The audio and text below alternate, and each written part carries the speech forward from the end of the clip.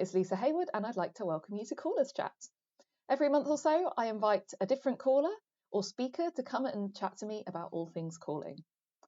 This month, our speaker is Sara Marshall-Rose, who's a community dance artist with a focus on accessibility. I've known Sara for many years through the worlds of Morris dancing and folk education. And today she's here to talk to us about one of her particular specialities, which is working with people with older bodies. So without further ado, I'll hand over to Sara.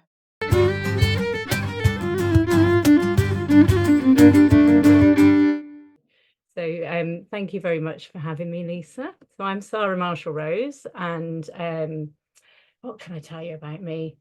I am a lifelong folk music dance addict, I think is probably a good way to describe it, but been dancing in the folk realm since I guess I would call myself a second generation folkie. I was born to folkie parents, and we all of us children were introduced to Cayleys and things from a very young age. In fact, we had a Morris dancing team used to practice in our living room, so we got very used to having dance around us as children. So I am a dancer, and I'm also a performer. As Lisa said to the people who were in the room earlier, I'm a step dancer, so I'm primarily known for my flat footing, ironically, American flat footing is my main piece of work, get my words right, my main focus, but I'm also revisiting currently English clog step. I used to do quite a lot of it, and I'm just getting back into that now. And I'm involved with a really lovely event that's around that's very much around inclusivity. And I'm also a Morris dancer, and I'm also a community dancer. So I'm a community dance practitioner. I have a degree in dance and movement studies, so I've also spent some time exploring movement and dance and how the body connects with movement and connects with music and connects with each other. So relationships are quite important as well. I have a master's as well in dance and movement psychotherapy. So part of my work is around dance and movement psychotherapy, which means that I'm kind of looking at the body and mind integration within that. So a lot of the work that I'll be referring to today will be linked to that work that I do. And I am also currently researching as a PhD student here in Derby. I live at Derby University in the UK. And I'm working with people who have acquired brain injury and their families. So the work around that is kind of using dance and movement as a way of engaging and helping people to reconnect with each other within their families when there's been this rather large traumatic experience within the family. So that's the work that I've been doing most recently. And one of the things that I really have been interested in my sort of dance career is very much about working with bodies that are not automatically just going to go, yep, we've got this and we can dance. How do we work with those bodies that are in some way inhibited or are aging, which is the focus today? And certainly in the case of brain injury and dementia and Parkinson's that I've also worked with quite extensively, when there's a disconnect between the brain and the rest of the body, and how do we work with those bodies as well? There's something that's really important for me is around accessibility, inclusivity, giving people opportunities and finding ways of enabling those opportunities to happen. So yeah, some people will have met me over the years. I used to be Bristol. I'm Bristol born and bred was me. So I know there's somebody here from Bristol, so Bristol, UK. And I danced with Rank Morris for years there, and I had quite a big amount of work that I was doing around Bristol schools as well. So I used to work in schools with Morris dancing and folk dance in general. I've worked in Reading as well, where I've delivered various folk dance development sessions. And since I've been in Derby, I've kind of been involved with a folk dance collaborative or a folk collaborative called Folk 3D. And we are very much about creating community opportunities within the Derbyshire area.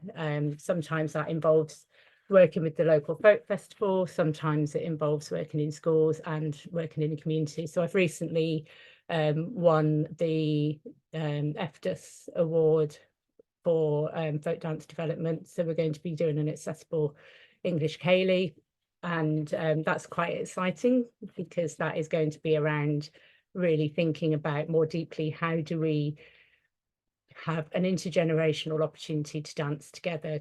And that's quite complex given some of the things that we need to think about as older bodies. So just going into that a little bit, I think I've covered everything about me. I've got some notes, so if I look down, it's just because I'm kind of trying to kind of make sure I'm with my notes a little bit. So for me, one of the things that's really important, or the key thing in dancing, is that people have fun. And that's really, really important. So first and foremost, turn up at a dance, you're going to have fun. So as a caller, as a dance facilitator, I feel that it's really important to have like a zoomed out view of what you've got in the room in front of you, who's turned up, who's in the space in front of me. Hopefully if I'm working in a community setting, I will get to know those people over time as well, which is really helpful. But it's a case of being able to look at what is in the room, who's in the room, and how are they moving. And that's a really important thing. How are people moving? Are they looking like they're struggling to move? Are they lifting their feet off the ground when they're moving? Are they shuffling their feet along? Have people turned up with mobility aids? Do they need mobility aids? And, you know, just sort of thinking about those kind of things. So when I've worked in, I worked with a Parkinson's, dancing Parkinson's group for quite a long time. And we had a really broad range of age and ability within that group. So I had one person who would turn up with a walking frame and was quite resistant to stepping away from the frame. So we worked around that. So we had seated and standing options. So that's one of the things that I think is really important, is to think about how do we incorporate those kind of moments as well, when you have someone that maybe can do a little bit but not all of it. So dance is quite, seated dance is quite an important part of the process, is having opportunities for seated dance, which can be done in a number of different ways. So things to think about with an older body are balance. They're really tricky. A lot of people that are older might be starting to experience degeneration in their eyes, in their balance, so vision, balance, hearing. All of these parts of the body are quite key to being able to move comfortably. And something I didn't tell you about me actually is that I'm actually deaf as well. So I wear hearing aids as a way of kind of being able to navigate the world. And that has supported me in understanding a little bit about how people might be moving, because deafness can have its own impact on balance. So balance is a really big part of that. And then there's the fear of falling. So depending on age, depending on what else is going on for that person, the fear of falling is it's real. It's very real. I have my own opinions about footwear. I think there's a lot of footwear can be very challenging to balance and can actually cause falling. I'm very much an advocate for barefoot style shoes, really flat shoes, but then some people will be resistant to that. And also if you're working with older people, they will often have orthotics in place as well. So there's always a challenge around that. I personally encourage people to go barefoot whenever I can, but that's not always possible in the situations that we're in the community. So yeah, mobility is a big one, stiffness, brittle bones. And then I talked about, with the bones and things, that shoulders are a big part of people's mobilities changing. So quite often in older people, the shoulders become hunched and seized, backs are stiff, and even reaching up, and there's a lot of weakness in those bodies, so reaching up can be quite a challenge, and that in itself can be quite a lot of exertion for somebody. So there's then the heart rate raises, and there's a lot of things that are going on there. So yeah, I'm just trying to think what else I was going to say about the different sort of aspects of it. Oh, dementia and Parkinson's. So quite often we may not know about these things that are happening for people. So if somebody's living with Parkinson's, the ability to move forward is quite challenging. So how do we incorporate ways to support them to move forward? Rhythm is a classic way of helping that to happen. To have a really good, strong rhythm can really help with that. And with dementia, there's quite often a confusion that can come into play, and it might not be obvious initially, but it might happen sort of mid-flow. Just keeping an eye on time, really. Okay, so ways that I might approach, or I do approach dancing, is I think about slowing everything down. So when we're having a ceilidh, we're sort of very often kind of thinking in the frame of the music. So we have a dance, and we have the frame of the dance and the frame of the music. And I'm a little bit of a maverick, and I just go over all of that. I don't worry about that, because once you've got the dance up and started, and you've kind of given time to go through the movements, once the dance is actually started, as long as you're watching, then it's okay for people to kind of go off piste a little bit and do their own thing.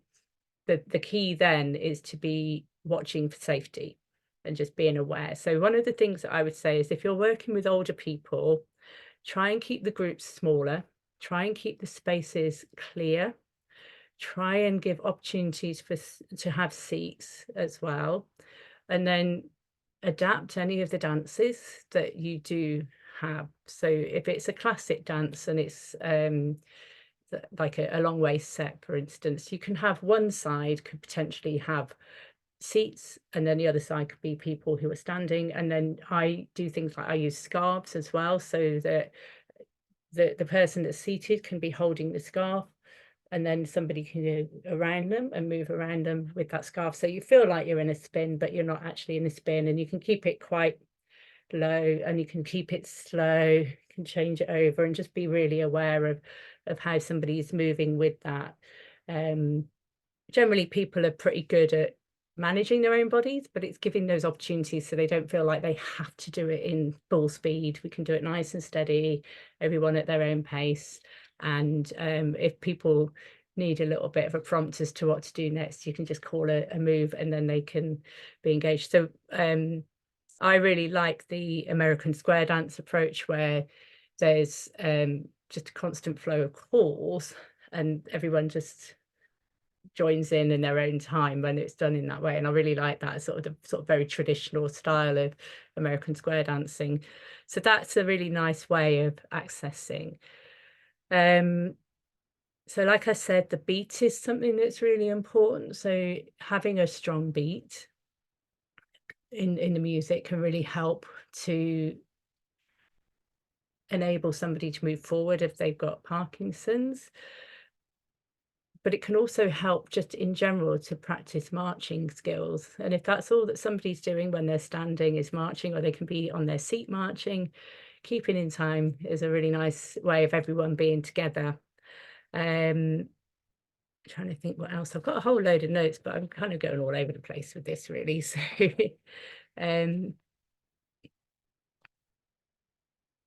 so I said about the participants standing options, simple dances with easy instructions. So one of the things about giving instructions is that I try to offer non-verbal as well as verbal instruction. So there's kind of bigger arms, like we're all going this way, we're all going that way, and just being really supportive in general.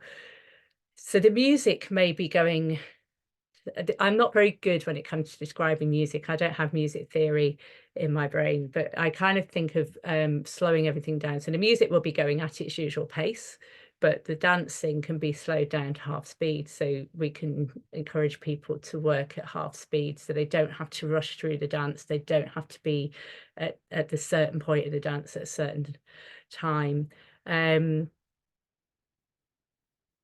Yeah, something about progressive dances as well. If you're doing a progressive dance, what I've tended to do again is if you've got people that are seated, then the movers will be the ones that do the progression. So there's again no demand for somebody to move on. You may get somebody who's a wheelchair user and they may want to move on.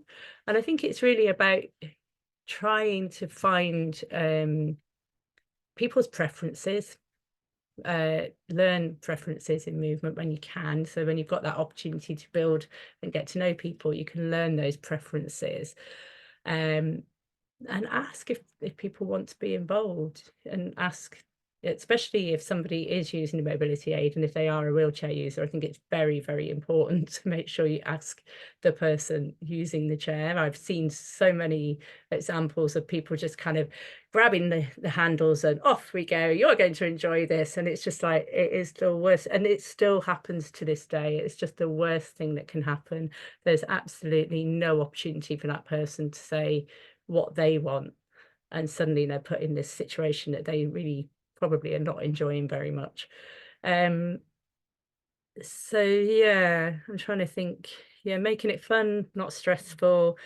Something that I think is really important as a facilitator, as a dance caller, is about being creative and being creative on the spot. So it takes a lot of effort, a lot of time, a lot of learning to be comfortable with adapting things on the spot and just going, okay, so this isn't working right now, but we can do this instead, we can do that. And I quite often will go down on the dance floor with people and, you know, sort of lead the way a little bit with something, or encourage a little bit of movement. Any of those dances where you get to do claps and things, they can be really good fun. So any opportunity to kind of interact and get people interacting, and this accessible Kaylee that we're going to be doing with Boat 3D is also aimed at being intergenerational. So it's going to be quite interesting because it's not happened yet. It's just an idea and bubble in my head. But what I really want to achieve with that is ways to focus around the older dancer and incorporate the younger family members into that dance in a way that everyone feels like they're engaging and having a lot of fun. Something that's also quite important, actually, I think this is pretty important, is the timing of any dance that we do with older people. Generally, they don't want to be late at night. Generally, they don't want to be out in the dark. Generally, they don't want to be out when it's cold. So it's really important to think about your timing. If you want people to attend, then it probably needs to be springtime, summertime, not too hot, but, you know, springtime, summertime, daylight hours.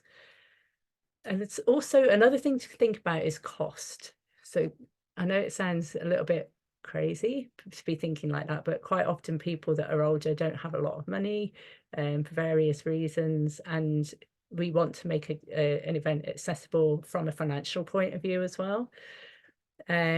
And then obviously the venue will need to be accessible on many levels, thinking about your sound qualities, things like that as well. What's the sound quality like? What's the lighting like? It's important that it's well lit so that people can see where they're going. So I think that's pretty much everything that I've got to say. And just kind of looking at the time and going, yeah, you might want to stop talking now, Sarah, and sort of open it up, because I probably missed a lot of what I do as well. But I just wanted to sort of give an overview of some of the things that I may do or have done with people that have got older bodies. And I'm sure I've probably forgotten a few things that I do as well. So I'm really open to discussion. So thank you, everyone.